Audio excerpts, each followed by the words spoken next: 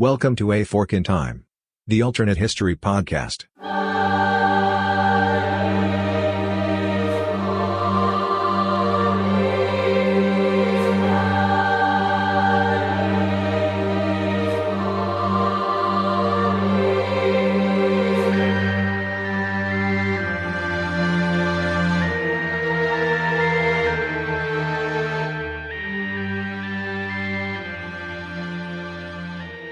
Welcome back to A Fork in Time, the alternate history podcast. Don sitting in the host chair today. I'm going to take the A Fork in Time What If machine out for a solo trip. And today we're going to focus on something that is near and dear to me and probably near and dear to many of you as our listeners. And I say that because it's impossible to believe, given an audience of any size, that there would not be an affinity for and a connection to our topic today. But we're going to explore how that topic has weaved its way through history by looking at how things would be if we didn't have it available today. Sitting on my desk in my office is something that a coworker bought me a few years ago. And it simply says, "I drink coffee for your protection." I should say that I do consume a fair amount of coffee. I consume more coffee now probably than I have at any point in my life. A lot of that has to do with time zone shifting, the way my job works, and the various hours that I have to be in contact with folks. And so, me notoriously not being a morning person, my caffeine boost coming in a hot a liquid form, in this case in the form of coffee.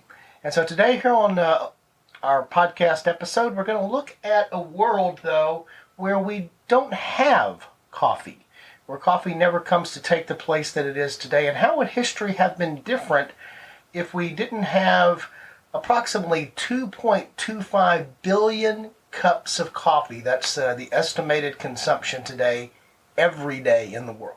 So how would history have been different if there had not been the rise and the promulgation of coffee as we know it?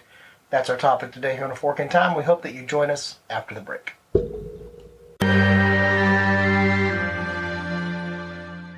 Alexis here, taking a little break from the podcast with me, it's Don. And we want to tell you a little bit about the site we actually use to host our podcast, and that would be Buzzsprout. So what are some of the features that you really, really like about Buzzsprout, Dad? One of the things that I do most of the editing and posting, so I probably interact with it far more than Alexis did. One of the things I like about it, it's easy to use, it's point and click, the interface is really straightforward and clean. So it's easy to know once you've got a file what you do, how you get it uploaded, all the various things that you would do, scheduling, just the mechanics I find pretty simple to use. So I think that's something pretty technically savvy, but I don't think you have to be technically savvy in order to be able to do. Buzzsprout has a lot of wonderful tutorials as where I've used on that about equipment and how to do things and other things like that. So that's one of the things I like. They make it easy. I think they're relatively inexpensive. You can easily get your podcast started for a low initial investment, and then as it grows, be able to do some additional things with it. And I like it. But we've talked about this a number of times because of the stats and the feedback and the other things that they do that allow us to understand not only how many listeners and how many downloads, but where those listeners are. We can get a better understanding about this time that we're spending recording this stuff. Is anybody actually listening to that? And Buzzsprout says yes. Buzzsprout makes that easy. So what's the deal that we've managed to get for our listeners if they want to explore the world of creating their own podcast on Buzzsprout? Yeah, if you follow the link in our show notes, you can get set up on Buzzsprout. And because you follow that link, we get a little bit of support from that. But then we're also supporting you as well, because we don't think of you as competition at all in this we say welcome to the podcast family. So if you are interested in starting your own podcast, but we think Buzzsprout is a great place to start, so follow that link in the show notes, and they will walk you through setting up the process. Like Dad said, it was a super easy setup, tons of tutorials and tons of step-by-step instructions as we got started, because we didn't know really a lot when we got the podcast started, so Buzzsprout was a big help for us. Good deal. We hope you check it out. Thanks.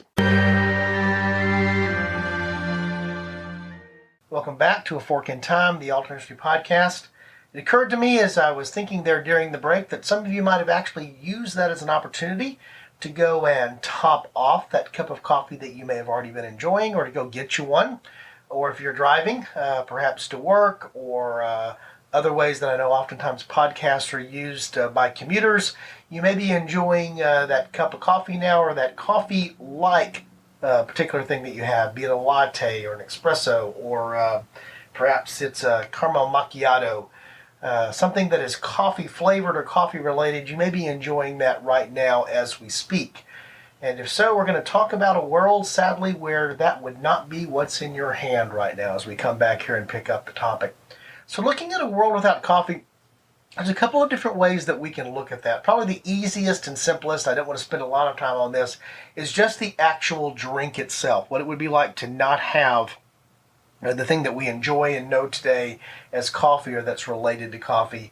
Well, what other liquid caffeine delivery mechanisms might have risen to the fore, or would we not even be looking for something in the morning, for example, that's a hot caffeinated drink? Although some people I know do prefer their coffee cold or iced. That's a whole other thing. Would we have a different drink that would be there? So we'll explore that very briefly, but that's not the main thing that I want to explore today. The two big historical what-ifs, I think, do center around primarily economics on the one hand. It's the rise of the coffee industry globally and what that's meant, but also what that meant for colonial and industrializing nations in terms of coffee being a part of what was going on from an agricultural and from an economic standpoint. But then perhaps even more importantly, and it does relate to that, is the influence of coffee as a cultural phenomenon, how that cultural phenomenon, not just on, again, how we wake up in the morning to one of those 2.25 billion cups that I mentioned there in the opening, but on how coffee's existence and the consumption of coffee led to social situations that had an influence on our politics. I think that's actually where the more interesting historical what-if would be. What if there were no coffee, in the sense of what if there were no coffee houses and other types of things related to that did have a tremendous influence on history in ways that were not directly about the coffee, but were definitely related to the coffee. So beginning the first of those explorations, let's talk about the actual what-if world, where if we were substituting something else in lieu of coffee. Coffee, of course, delivers caffeine. It's normally consumed by most folks in its hot form, and it's both a fairly concentrated, powerful amount of caffeine serving as a stimulant physiologically to the human body, and as a result having an influence on mental state, alertness, other types of things as well.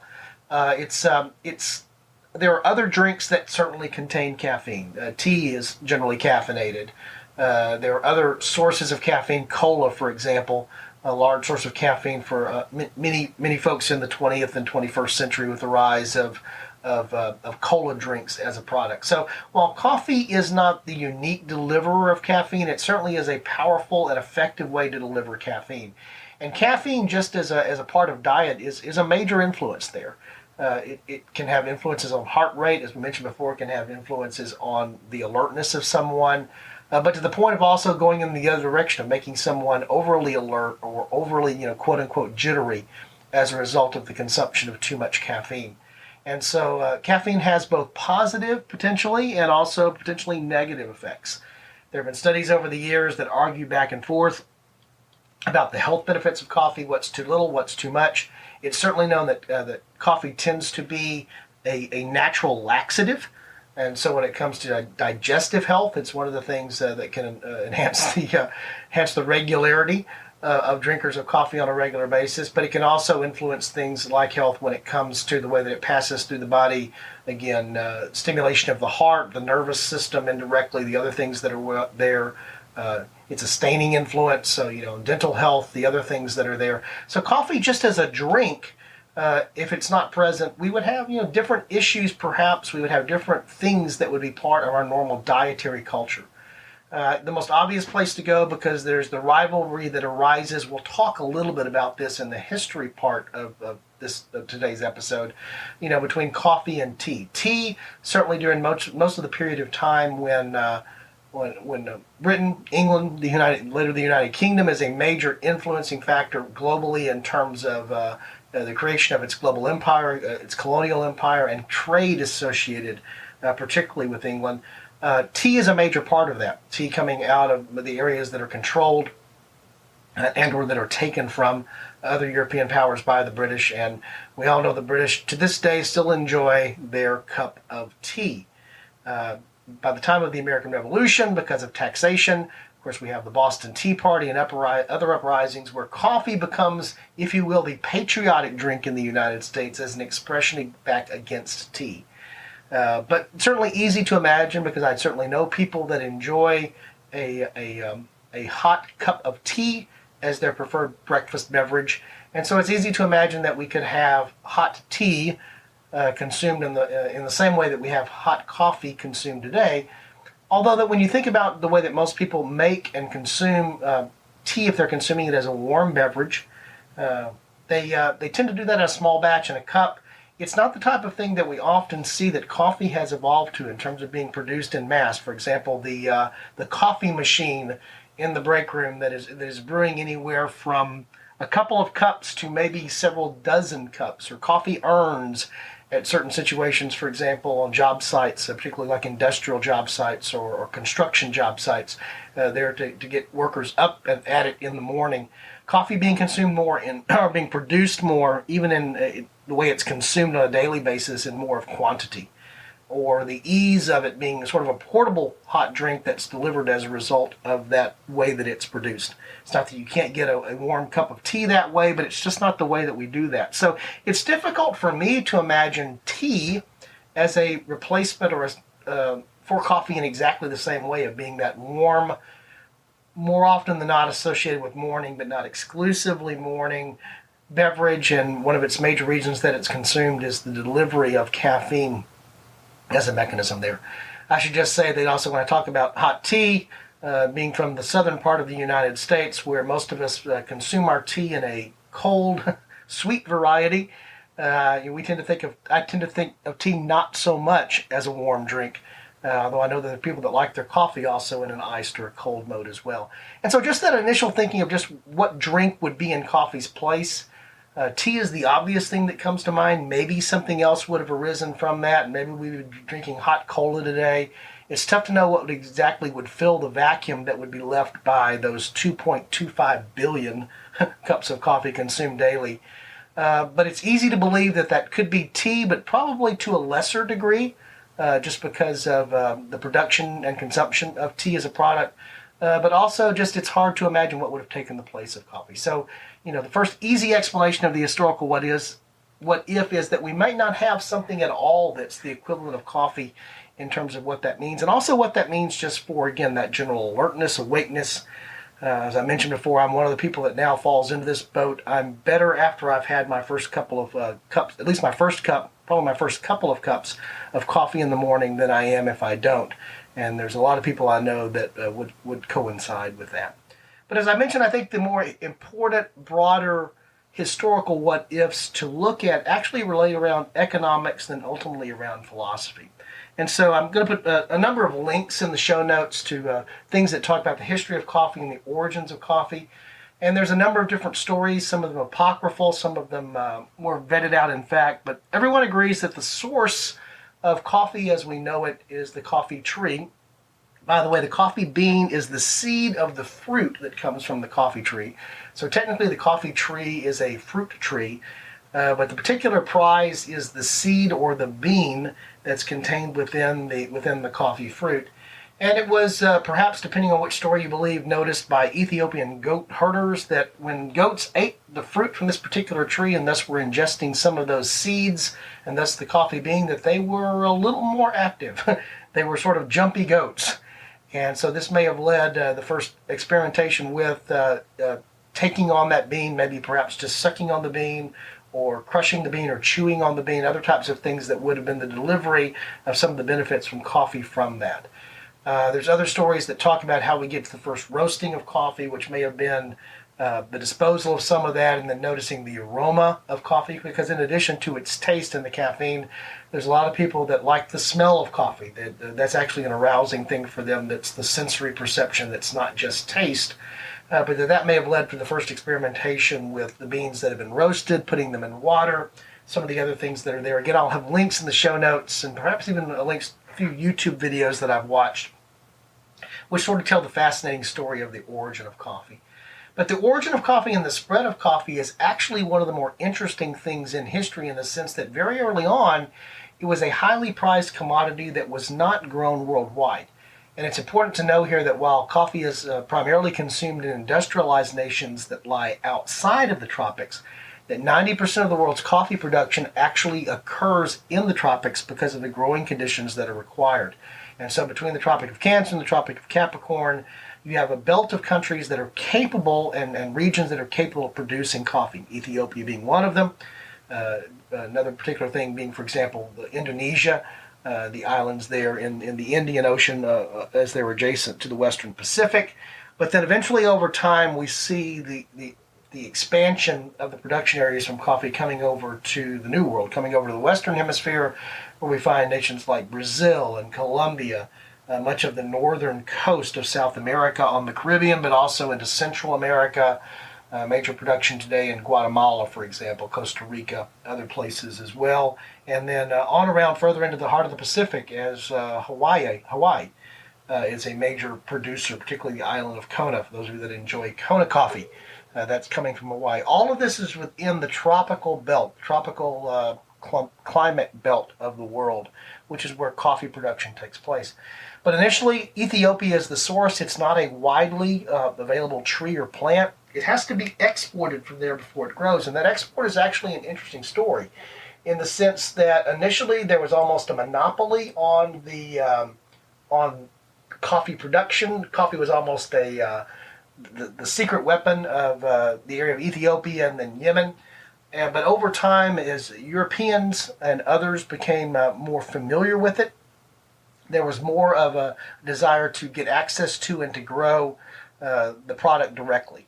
And so it expands out of there into other parts of Africa, eventually finds its way into the area that we think of today as modern Turkey, the Turkish Empire, where this becomes, and there are various ways of producing and consuming the types of things that lead to just new ways of actually enjoying coffee. In many cases, adding sugar, so it's not just the caffeine jolt, but it's also the sugar jolt in terms of the impact on the body. And little by little, coffee expands out of this small area of Ethiopia to starting to go into other parts of the world. And in some cases, that's very intentional. We have situations where the Dutch and the Portuguese are very big in terms of expanding and bringing coffee to, for example, I mentioned, to Indonesia. And then eventually, particularly the Portuguese, but also other European powers during the colonial period into North America and Central and South America are bringing the bean over and the plants over to be cultivated. In fact, there's a number of interesting stories about political intrigue, or in one case, a particular person who may have been sent to seduce the wife of a particular leader in one of the smaller, in French Guiana and what we think of today as being Suriname, as how coffee beans or a coffee plant was smuggled out in a bouquet of flowers. And whether that was a legitimate romance or whether that was intentionally to try to get the prize of coffee is, I guess, one of the more interesting things. Probably would make for a great movie.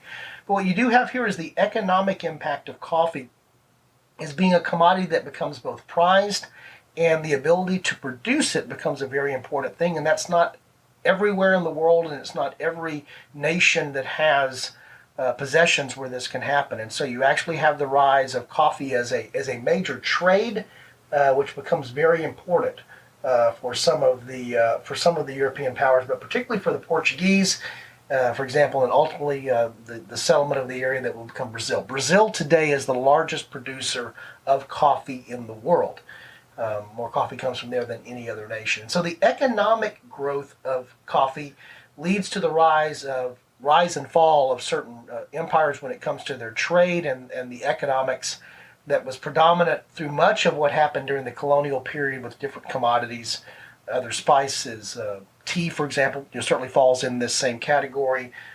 Pepper, the other things that actually led to much of the exploration to try to find routes to China, to Asia, and ultimately the overland routes to China were around the exploration. The maritime exploration was around finding routes to get to these sources of various agricultural commodities for the most part, and coffee becomes one of them. as time goes by. That also led to, because of the nature of the cultivation and the production of coffee, that led to economic impacts, particularly in the New World, but also globally with respect to just the economic systems.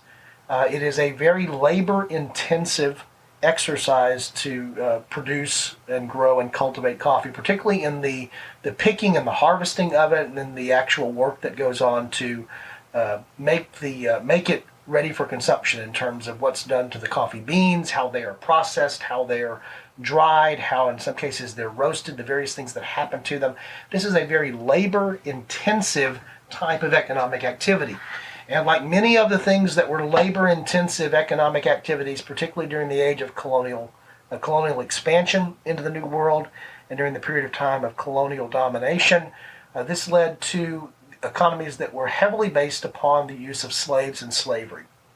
And so while there are other crops in the New World, cotton, most predominantly in the United States, for example, that's associated with slavery, in other parts of the Caribbean and other parts of Central and South America, we have sugar plantations, but we also have coffee plantations. That one of the major reasons that you see the import of slaves and the continuation of a slave economy, because of the labor that's required to support this particular thing. And as it grows more and more, as the demand for it grows globally, and so the supply needs to grow, you have more and more of this type of economic condition that is sustained as a result of coffee.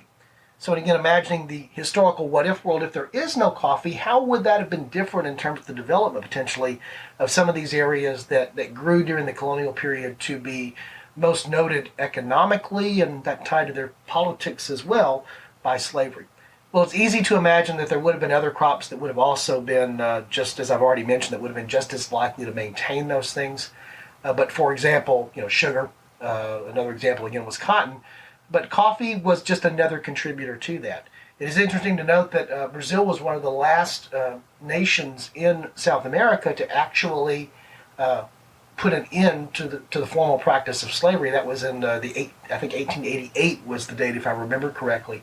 And as a result of that, that was directly the result of the economic impact of coffee cultivation and the need for that, until there were better technologies that came along that changed that, and just the general flow of history looking towards the expansion of freedoms and the end of slavery in general.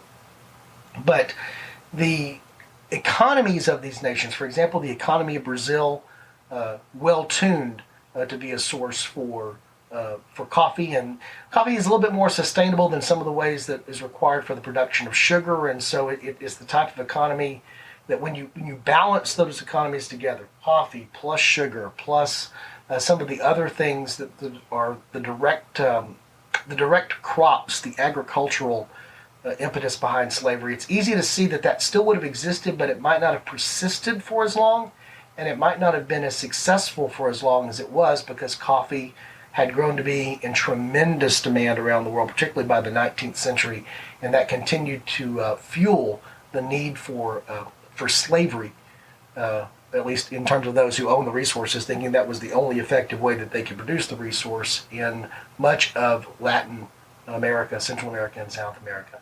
And so there's no doubt that coffee had a tremendous economic influence in terms of how it pervaded from its original 9th century roots in Ethiopia, and it spread across the world over time, and how that interweaved with the history of colonial expansion, seafaring trade, exploration, all the things that go with that.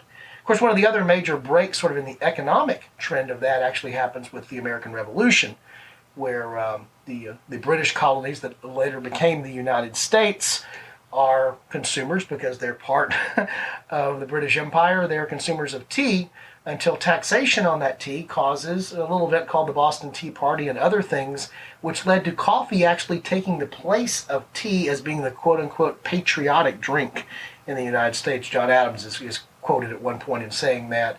And as a result, coffee becomes much more predominant in the United States as a result of that, with it being antithesis to tea.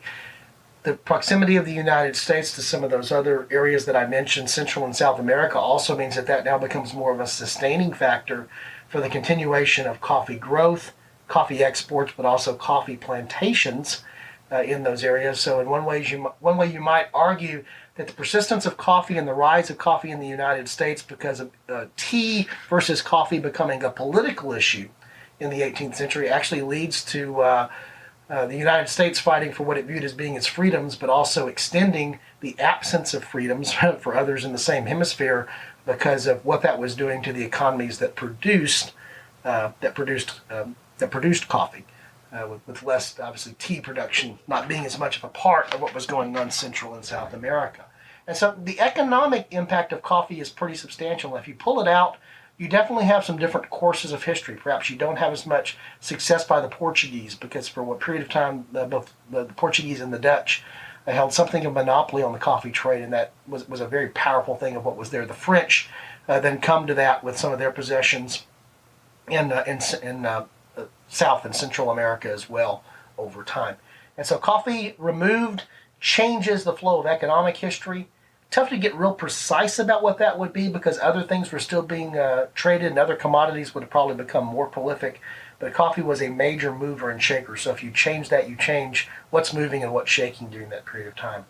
But I think by far probably the most impactful element of coffee on history actually is the rise of what it does in social culture and thus leads to in terms of enlightenment and thought.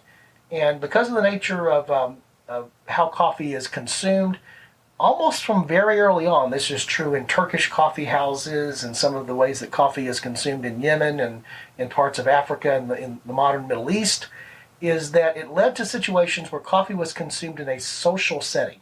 A coffee house or a particular place where coffee was prepared and produced. And thus, as a result of that, the consumption of coffee became a social event. While most of us also drink our coffee alone today, very often, we talk about those that we encounter in the break room, the interactions that we have in our workplace. Those are around going and getting what? A cup of coffee. When we think about the number of people that meet, the amount of business today, for example, that occurs over business discussions and business meetings, or people that de facto use Starbucks and the access to internet Wi-Fi there as their de facto offices. Again, this is the impact of having a place where coffee is culturally consumed very often in a meeting place where people gather to do so. This is true less so in the modern sense for tea or other beverages. I guess another beverage that would fit that way would be the bars or taverns, and we certainly know that they had an influence around the consumption of alcohol in a similar way. But coffee becomes the place where people meet in coffee houses to relate socially, but then that very easily translates into the relation of business. And so, for example, in one of our previous episodes, we talked about the growth of the insurance business, and we talked about the importance of an organization like Lloyd's of London in terms of rising to be one of the largest insurers and the influence that they had on insurance culture. As we talked about in that episode, Lloyd's was a coffee house. And so it was a place that people gathered together, businessmen, merchants, others gathered together to share coffee. But what rose out of that was actually the place where underwriting for various merchant voyages happened there. And so Lloyd's becomes an insurance company growing out of a coffee house. And so there's that economic impact now tying back to the social aspect of the coffee house. The other thing that can certainly be said, and this is true all the way through until modern times, I mentioned modern Starbucks, but think of coffee houses and the culture in the 1960s in the United States in terms of the counterculture that was going on there, going back to the French Revolution, going back to periods of time in Germany before it became a modern nation state. Artisans, thinkers, students, it was very common for them to meet together and to interact in the confines of the coffee house. And so the coffee house became what some people in history actually began to refer to as penny universities. The cost of a cup of coffee was relatively inexpensive, and you could go there and interact with other people, have discussions, have debates. And so it was a place where much of what we know as modern political philosophy and political thought to a great degree arose out of one place, the coffee house. And it's interesting to me in the sense that that's something that proceeds moving over time, is how that plays itself out as we move forward. And so the importance of coffee, probably in its biggest sense if it didn't exist, is, while certainly revolution, rose in the taverns and beer halls and other places where alcohol was consumed in the bars, no doubt about that. There's great historical history for that. We would be missing the element of whatever the coffee house or its substitute would have been on culture, and thus on our politics and our evolution of thought. And so that's a really important thing to understand, that coffee played a major role in the development of what we might think of today as being modern thought, the Enlightenment, democracy, other things like that directly flow out of the existence of the coffee house and what it meant. It's also interesting to note that while coffee was generally thought of as being an acceptable social drink, for example, it was more acceptable to be found in the coffee house than it was necessarily to be found in the tavern or the bar, particularly during the day. And so that led to being a safe place that people could go and have interchange and have exchanges of thought in a public environment on a regular basis. And this one, finally bringing it all back around to a conclusion, it's interesting to think about the fact that it actually comes back full circle in terms of coffee having an influence again on the economy. Before the rise of the Industrial Revolution, with most of the things that people were doing in terms of work being agrarian in nature, that flowed with the natural rhythms of the seasons and daylight and dark. With the rise of the Industrial Revolution, with the rise of factories and regimented work schedules that went by the clock and very often exceeded what would be normal in terms of what would be the natural rhythms here, coffee becomes an important part of that in the sense that it became one of the stimulants and the driving factors that enabled folks to be a little bit more awake and aware when they were now working in a factory, working in hours that weren't necessarily matching up with what they were most accustomed to in terms of being able to be effective. And so you sort of have this thing come full circle. Coffee originally sort of in the social setting that I just described being the place where intellectuals would meet or students would meet or those that had leisure time in urban areas that were able to gather together versus those that lived out on the farm or in rural areas are able to gather together, is that coffee then becomes almost the drink of the masses. And that's certainly something that we see in the rise really post the American Revolution, particularly in the United States, but elsewhere in the 19th century with the importance of coffee in the workplace. So much so that what is even allowed in the workplace, the one time you might actually be able to do where you're not working on the production line, is you're actually able to have a coffee break, showing how much coffee had interwoven itself into the work culture, the social culture that was attached to that. So just thinking back on it, coffee is important. Whatever those Ethiopian goats may have led us on to in the 9th century has led down to something that has had an impact in all the centuries from then until now, but certainly continues to have an impact today in terms of its influence across the board. So it's a world without coffee would be a different world than it is today. Probably the last thing I just want to mention here is there's a concern about the future where we actually could see a world without coffee. One of the things that I've read here and have noticed in some of our research and getting ready for this episode is there's a lot of concern about the nature of what climate change may do and the shifts in climatology potentially over the next 50 to 100 years about where coffee can be cultivated. And as a result, while there are a lot of demand for it today, and there still are in some cases supply restraints and differences in terms of balancing supply and demand that do exist today, this should become even more prevalent moving forward, as there may be less of the areas that are in the right spot, the Goldilocks zone on the map to be able to cultivate coffee that are available. And as a result of that, we might see coffee become a much more valuable commodity, a much scarcer commodity, or we might see something else rising in its place just by the sheer nature of needing something else to rise in its place. Just because it's not as readily available as it used to be. So I don't know if that means buying Starbucks stock is a good idea or not, or for example, Folgers or any of the others that I might mention that would be widely known as being coffee-related companies or coffee-related industries now. But certainly there's the chance moving forward that we might move towards a world where coffee is scarcer, harder to come by, or the means by which it's produced and where it's produced might change, which would have economic impact, particularly on those nations where it's a major part of their agrarian exports today. I mentioned Brazil being one example, but certainly they're not the only nation in South America that has an economy that relies heavily upon the production and export of coffee. So, thanks for joining us today here on A Fork in Time. We appreciate you giving us a few minutes of your time. We are working to get back on to be honest with you, a more consistent basis with our weekly release. So, I'll give you a little bit of an apology here. Real life gets in the way of this thing called a podcast from time to time, and so we're working on getting back in the regular rhythm of doing so. While we've even also, of course, tried to launch the companion podcast, The Room Where It Happened. If you haven't listened to that, we would invite you to do so. All of this can be found via our website at www.aforkintimepodcast.com. We'd invite you to go there. That's a place to provide us feedback, have some different thoughts on this episode, let us know.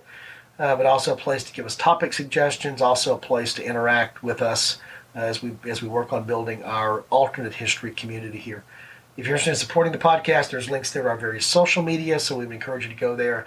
And, of course, a link to our Patreon page, where if you are able to do so and are so inclined to do so, you can provide some financial support to the podcast.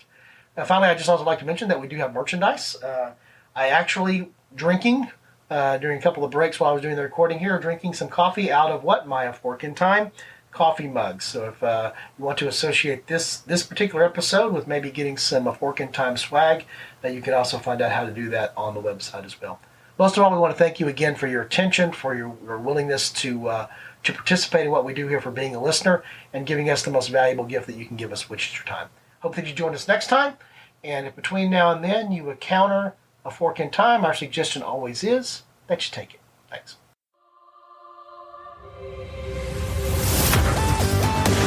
Thanks for listening to A Fork in Time, the alternate history podcast. Learn more and provide feedback by visiting our website at www.aforkintimepodcast.com. Connect to us on Facebook at facebook.com/aforkintime, or follow us on Twitter at AFIT Podcast. If you want to support the show financially, visit our Patreon page at patreon.com/aforkintime. We hope you will join us next time.